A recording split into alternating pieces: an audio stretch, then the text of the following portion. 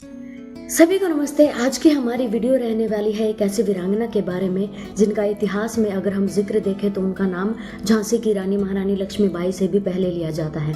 जी हाँ, आज हम बात करने वाले हैं किट्टूर की महारानी चेन्नम्मा के बारे में। सन 1978 में कर्नाटक में एक परिवार में एक वीरांगना का जन्म होता है जिनका नाम उनके पिता के द्वारा चेन्नम्मा रखा जाता है। कुछ टाइम के बाद चेन्नम्मा जो है वो अन्य हिंदू लड़कियों की तरह उनको युद्धाभ्यास कराया जाता है, उनको तलवारबाजी घुड़सवारी उनको सिखा दी जाती है उनके पिता के द्वारा। लेकिन कुछ सालों के बाद जैसे हर हिंदू परिवार में, हर देश में, हर धर्म में जो है वो लड़कियों की शादी कर दी जाती है, तो इसी प्रकार चेन्नम्मा का जो है वो विवाह तय कर दिया गया उनके पिता के द्वारा किट्टूर के राजा मल्लसर्ज के साथ। जब मल्लसर्ज के साथ उनका विवाह हो जाता है, कुछ टाइम के बाद चेन्नम्मा को पुत्र प्राप्ति होती है। चेन्नम्मा का व्यवहार बहुत अच्छा होता है जिससे सब आकर्षित होते हैं। जब वो पीहर में थी अपने तब भी, और जब वो उन्होंने शादी कर ली अपने ससुराल में भी, अपने व्यवहार के साथ उन्होंने सभी को आकर्षित किया था। तो जैसे ही विवाह का कुछ टाइम होता है उनको एक पुत्र की प्राप्ति होती है, लेकिन भगवान को शायद चेन्नम्मा की खुशी मंजूर नहीं थी और भगवान जो है उनके पुत्र को उनसे छीन लेता है और उनके पुत्र की मृत्यु हो जाती है। तो पुत्र की मृत्यु के बाद चेन्नम्मा बहुत ही उदास होती है। वो बिल्कुल भी ना तो हंसती है ना किसी से ज़्यादा बातें करती हैं। इन सब से मल्लसर्ज बहुत परेशान हो जाते हैं और उनको बाहर निकालने की कोशिश करते हैं इस दुख से। कुछ टाइम के बाद मल्लसर्ज को लगता है कि अब चेन्नम्मा जो है वो पहले से खुश रहने लगी है, लेकिन चेन्नम्मा की खुशी इस बार भी भगवान को जो है वो मंजूर नहीं होती और मल्लसर्ज की भी मृत्यु हो जाती है उनके पुत्र की मृत्यु के कुछ समय पश्चात। अब जो है वो राज्य जो है वो किट्टूर पूरी तरीके से उस गद्दी पर कोई नहीं होता, राज्य संभालने वाला कोई नहीं होता, ना कोई शासन करने वाला होता है।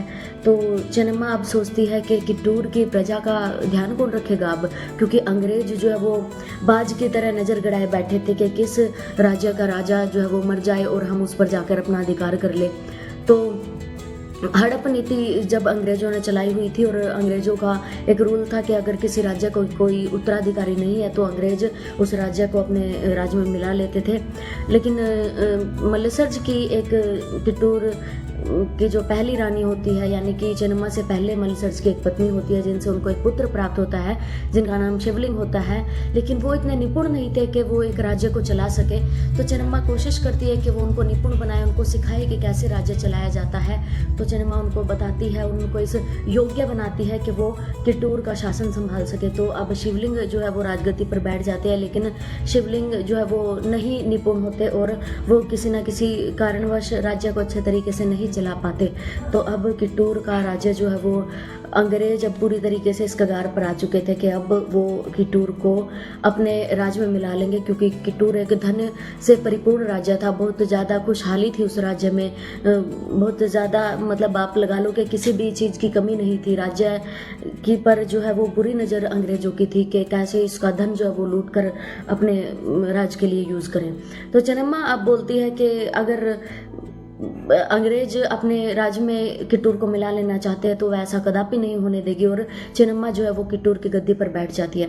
1824 में अंग्रेज प्लानिंग करते हैं कि वो किट्टूर पर आक्रमण करेंगे और किट्टूर को अपने राज्य में मिला लेंगे।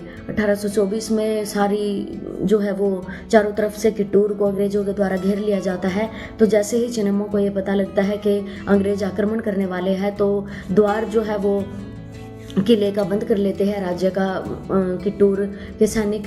तो चेन्नम्मा बोलती है कि आप लोग द्वार क्यों बंद कर रहे हो, अगर हमारे अंदर कला है, हमने घुड़सवारी तलवारबाजी या फिर युद्ध लड़ना सीखा है तो वो फिर किस दिन काम आएगा। हम युद्ध लड़ेंगे अंग्रेजों से और देखेंगे उनके अंदर ज़्यादा प्रतिभा है या हमारे अंदर ज़्यादा प्रतिभा है, आप जाके द्वार खोल दीजिए। तो सैनिक जो है वो द्वार खोल देते हैं और चेन्नम्मा डट कर, क्योंकि गोरिल्ला युद्ध की जो प्रणाली है वो उन्होंने सीखी हुई थी, उनके सैनिकों ने, चेन्नम्मा ने डट कर अंग्रेजों का सामना किया और अंग्रेज दबे पाव वहाँ से भागने के लिए चेन्नम्मा की सेना ने और चेन्नम्मा के जो है युद्ध की कला ने उनको मजबूर कर दिया। लेकिन अंग्रेज जो है वो आराम से बैठने वाले नहीं थे। कुछ टाइम के बाद, कुछ महीनों के बाद उन्होंने फिर से कित्तूर पर आक्रमण किया, लेकिन फिर से उनको वहाँ से खाली हाथ लौटना पड़ा, क्योंकि चिन्नम्मा के युद्ध कला के आगे अंग्रेज बेबस हो गए और वहाँ से उनको फिर से दबे पांव वहाँ से लौटना पड़ा। लेकिन अंग्रेज फिर से नहीं बैठे, उन्होंने तलाश की जयचंद की, क्योंकि भारत में जयचंदों की वजह से ही हमेशा भारत अंग्रेजों से हारा है, या फिर मुगलों से, या फिर अन्य जो बाहर के जो आक्रमणकारी हैं, सिर्फ और सिर्फ इन जयचंदों की वजह से भारत हारा है। इस जैसे मोहम्मद गोरी की सहायता जयचंद ने की थी पृथ्वीराज चौहान को हराने के लिए, इसी तरीके से, क्योंकि पहले भी मोहम्मद गोरी को 17 बार पृथ्वीराज चौहान ने 17 बार यहाँ से मार कर उसको भगा दिया था कि जा दोबारा यहाँ पे मत आना, भारत कोई हलवा नहीं है कि कोई भी आके इसको खा लेगा। लेकिन फिर जयचंद की वजह से, क्योंकि जयचंद ने उसको भेज दिया था और जयचंद ने उसकी हेल्प करी थी और धोखे से उन्होंने प्रहार किया था, तब जाके मोहम्मद गोरी कामयाब हो पाया था पृथ्वीराज चौहान को हराने में। इसी प्रकार जो जयचंद की सहायता लेकर अंग्रेज भी उनको लालच देते हैं जयचंदों को कि आप चिन्नम्मा को मरवा दीजिए, हम कित्तूर की राजगद्दी पर आप लोगों को बिठा देंगे। तो वो जो है वो धोखे से आक्रमण कर देते हैं कित्तूर पर। 1824 से लगातार अंग्रेज आक्रमण करते आ रहे थे, लेकिन 5 साल चिन्नम्मा ने साहस दिखाकर चिन्नम्मा ने अपना जो वो डटकर उनका अंग्रेजों का मुकाबला किया और फरवरी 1829 में अंग्रेज कामयाब हो जाते हैं। कित्तूर पर विजय प्राप्त करने में चिन्नम्मा की मृत्यु हो जाती है अंग्रेजों से लोहा लेते लेते।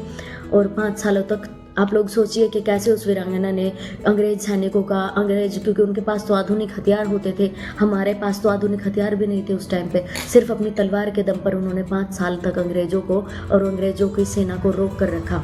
इतनी वीरांगना, इतनी वीर थी चिन्नम्मा और इतनी वीरता के साथ डटकर उन्होंने अंग्रेजों का सामना किया।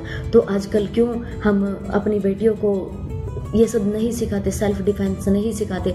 आजकल उनके नाम के आगे हम लगा देंगे डोल, गुड़िया, हमारी बेटी तो गुड़िया है, प्रिंसेस है वो, इतने लंबे लंबे नाखून हमने लड़कियों के कर दिया, बर्तन मांजेंगे तो नाखून टूट जाएंगे। तो दुश्मनों का सामना कैसे करोगे आप लोग? कैसे उनको सिखाओगे सेल्फ डिफेंस?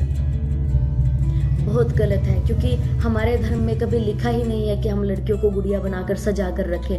हमारे धर्म में हमेशा उनको सेल्फ डिफेंस सिखाया गया, उनको राज करना सिखाया गया है।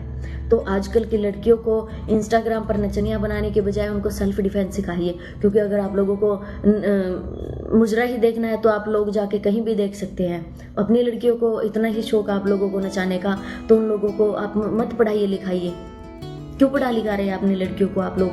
आप उनको घर पे बिठाइए, रील्स बनवाइए, मुजरा करवाइए उनसे। अगर पढ़ा लिखा रहे हो तो उनको सेल्फ डिफेंस भी सिखाइए, उनको हर एक चीज़ में निपुण बनाइए आप लोग, ताकि कल जब प्रतिरक्षा की बारी आए, अपने परिवार के लिए, अपने किसी भी कम्युनिटी के लिए लड़ने की बारी आए, तो डटकर हम लोग सामना कर सकें उन चीज़ों का और साथ दे सकें अपने धर्म को बचाने के लिए, धर्म की रक्षा करने वालों का। अगर आप लोगों को जानकारी अच्छी लगी है तो वीडियो को लाइक और शेयर ज़रूर कीजिएगा, और कित्तूर के महारानी की तरह आप ऐसे ऐसे लोगों को अपनी प्रेरणा बनाइए, क्योंकि कित्तूर में महारानी चिन्नम्मा के ऊपर एक कित्तूर पर्व मनाया जाता है। उनकी बहुत सारी प्रतिमाएं हैं, संसद भवन में उनकी प्रतिमा लगाई गई है। तो क्यों ना ऐसे लोगों को अपने इंस्पिरेशन बनाया जाए, ना कि ऐसे लोगों को जो बिना कुछ किए इतिहास में अपना नाम लिखवा गए, उन लोगों की बजाय।